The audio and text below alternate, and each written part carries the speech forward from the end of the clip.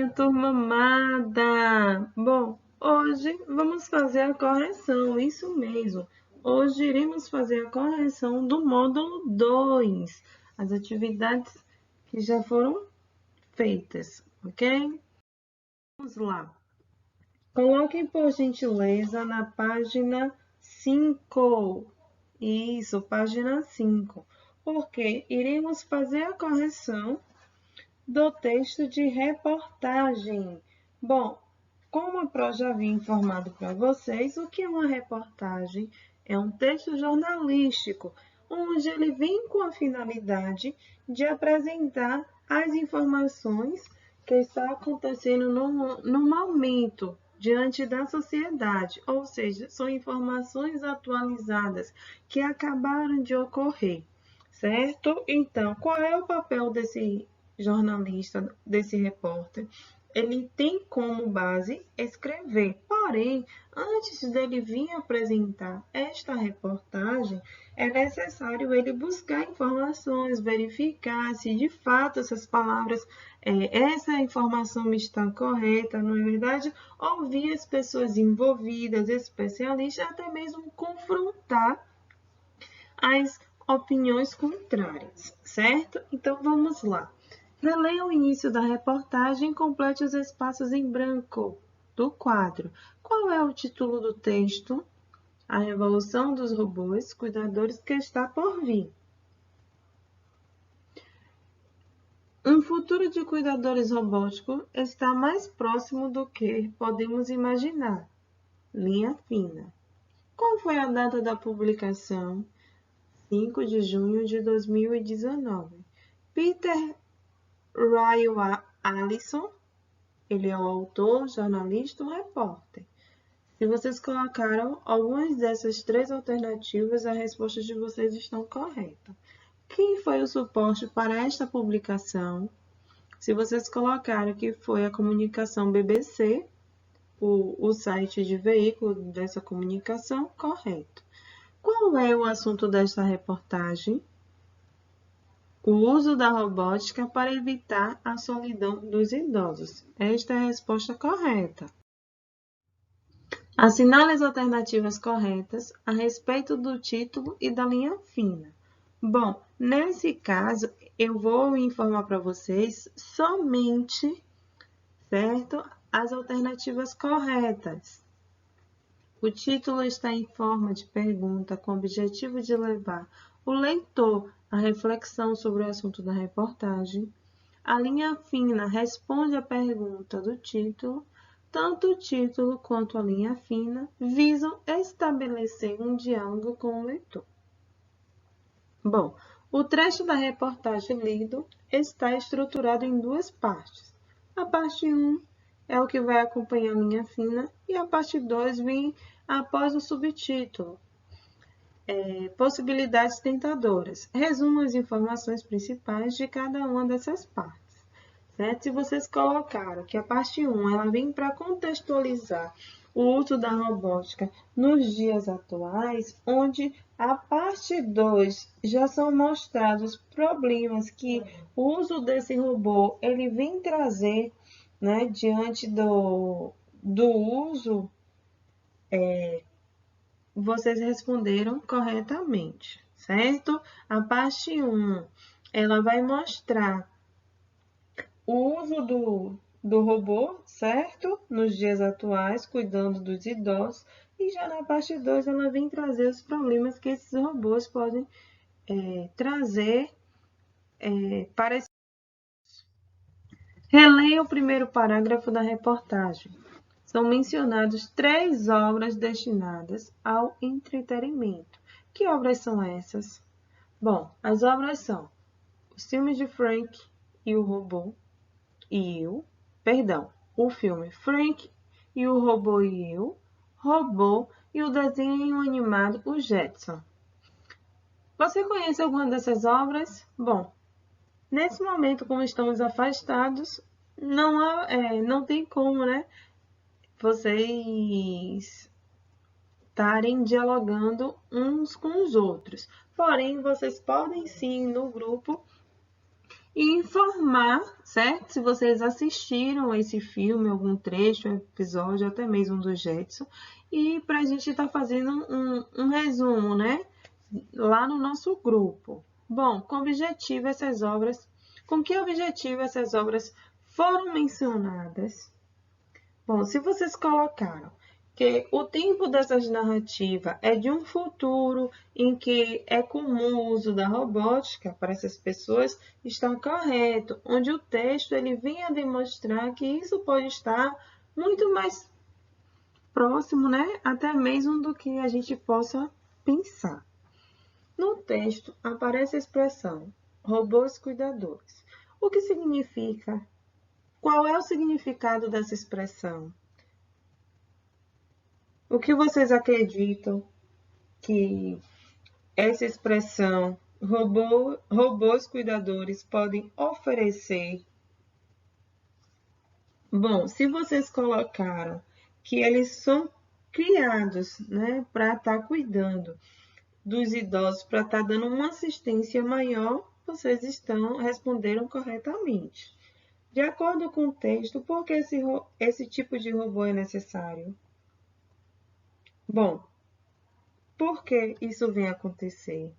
Se vocês colocaram que é porque a população do mundo vem crescendo cada vez mais e por isso, então, há uma necessidade de ter robô para estar cuidando desse idoso, a resposta sua também está correta.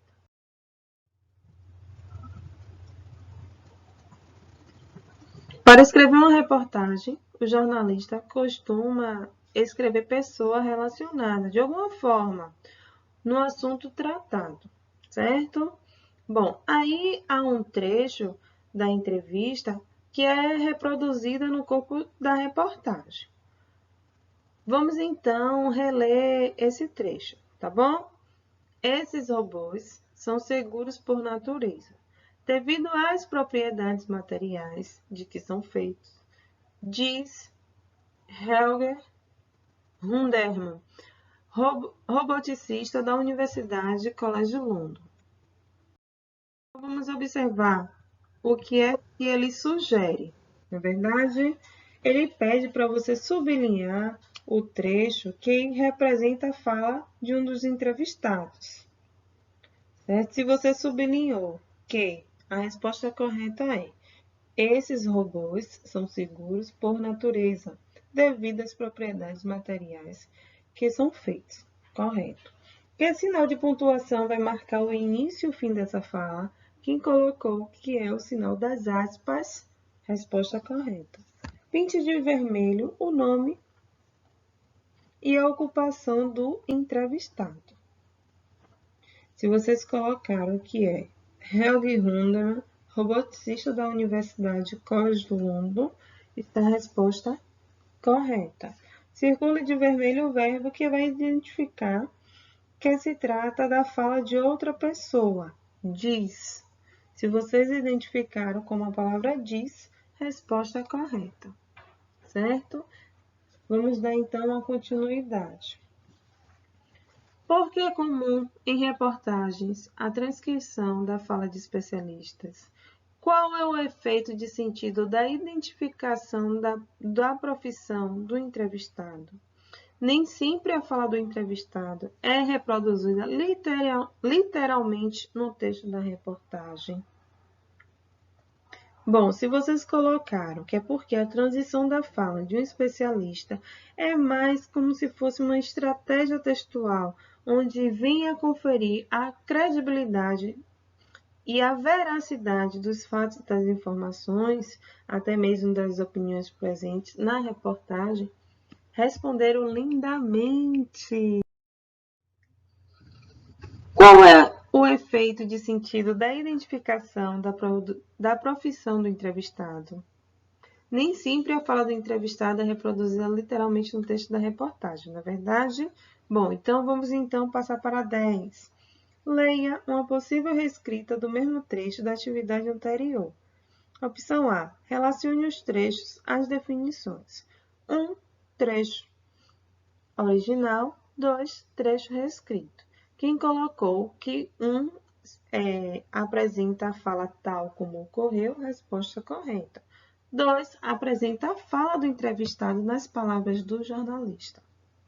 Resposta correta. B. O autor da reportagem optou o uso do verbo dizer para indicar a fala do roboticista. Sublinhe os verbos do quadro que poderiam ser substituídos por diz, sem comprometer o sentido da frase. Se vocês marcaram aí a alternativa explica e afirma, resposta correta. De acordo com o texto, por que os robôs atuam adequadamente nos laboratórios, mas não na rotina de casa? Bom, se vocês colocaram que é por conta da adaptação, certo? Que é mais simples em laboratórios do que em uma habitação, né, diária, em casas onde há imóveis, onde há bagunça, onde não há uma rotina e esses robôs venham ter uma vida mais complexa, a resposta está corretíssima. A questão 12 foi a atividade onde eu solicitei para vocês fazerem uma redação, né, onde iriam escolher um desses 3 tópicos, resposta pessoal. Vocês irão apresentar para mim no dia da entrega das atividades. Só recapitulando, revisando para vocês, que a reportagem ela é um texto jornalístico, onde vem apresentar informações sobre determinados assuntos, como já havia dito a vocês no início da aula, com interesse nas informações atuais, onde esse repórter, antes de escrever o seu texto e divulgar, ele precisa, sim, buscar informações, apurar os fatos, ouvir ambas partes envolvidas, se há necessidade de ir em busca de um especialista e confrontar aquelas pessoas que pensam de uma forma contrária. A reportagem ela vem para analisar cuidadosamente o que o repórter faz em todos os fatos. Essa análise em geral ela é apresentada, exemplificada, com depoimentos que têm como ser obtidos durante toda a sua pesquisa para a elaboração do texto e confirmar aquilo que está sendo informado.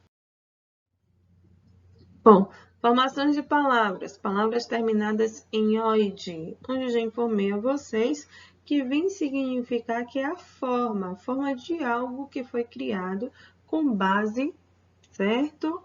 Em algo, onde seguiu como exemplo, como humanoide, que é a espécie, né, de um robô em aparência de um humano. Então, vamos lá. Qual é o significado da palavra humanoide? Humanoide é um robô que tem a aparência do humano, onde juntamos a palavra humano, certo? Primitivo, com oide. Onde nas formações de palavras eu vim informar vocês que essas palavras costumam ser chamadas de palavras derivadas, certo? Onde pegamos uma palavra primitiva e transformamos em derivada. Qual dos robôs a seguir é humanoide? Qual mais se assemelha à figura do humano? A primeira alternativa, na verdade. Complete as frases com as palavras formadas com terminação oide. Algo na forma de um elefante é um elefantoide. Algo na forma de um planeta é um planetoide. E algo na forma de uma esfera, esferoide, ok? Qual é o significado da palavra geoide? Se necessário, busque um dicionário. Se vocês falaram que é o nome de um sólido que tem a forma da Terra, resposta corretíssima. Vamos aí agora, minha galerinha, para modos verbais. Isso mesmo, assunto da nossa aula passada. indicativo, imperativo e subjuntivo. Leia estas frases. 1. De um desconto para o mau desempenho de seus pais. Vamos repetir? De um desconto para o mau desempenho de seus pais. O estudo utilizou um jogo especificadamente desenvolvido para este fim, chamado NeuroRace. Mas talvez isso se torne mais comum no futuro. 3. Só corrigindo aí a palavrinha que acabei de ler para vocês no 2. É especificamente, ok? Vamos lá. Relacione cada uma das formas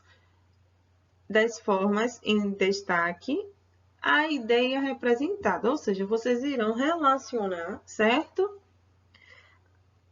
As formas em destaque. A forma verbal que vai exprimir a ideia de uma certeza. Qual vai ser? 2. A forma verbal que vai exprimir a ideia de uma possibilidade, ou seja, ainda é uma incerteza. 3.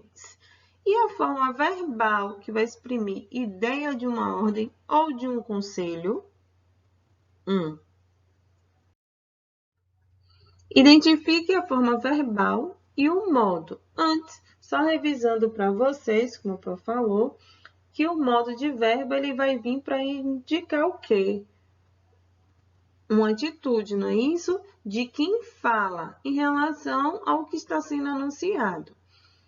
Iremos utilizar o modo indicativo para uma certeza, onde será concretizado. O modo subjuntivo, quando teremos uma dúvida, uma incerteza, ou possa vir uma possibilidade. E o imperativo, ele vem para indicar que está acontecendo uma ordem, fazendo pedido, um desejo, uma súplica, um conselho ou até mesmo uma recomendação. Então, vamos agora para a questão 2. Identifique a forma verbal e o modo do verbo. A. Eu jogo videogame com meu neto. Qual é a resposta correta? Forma verbal, jogo. E o modo indicativo. Na letra B, jogue mais vezes com os seus avós. Forma verbal, jogue. E o modo imperativo. Já na letra C, vocês podem perceber que na frase vai ter 2 verbos. Se ele jogasse mais, venceria a batalha. Então, quais são os verbos? A forma verbal, jogasse e venceria, certo? Quem é o modo no verbo jogasse? Subjuntivo. E na forma verbal venceria, o modo é, indica. Compare as frases 1, 2 e 3. Letra A. Sublinhe as formas verbais. Na frase 1, decidirão. Na frase 2, decidirão. Na frase 3, decida. Letra B. Em qual das frases a forma verbal indica certeza? Frase 2. As meninas decidiram pelo passeio de barco.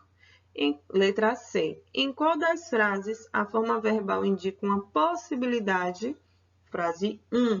Talvez as meninas decidam pelo passeio de barco.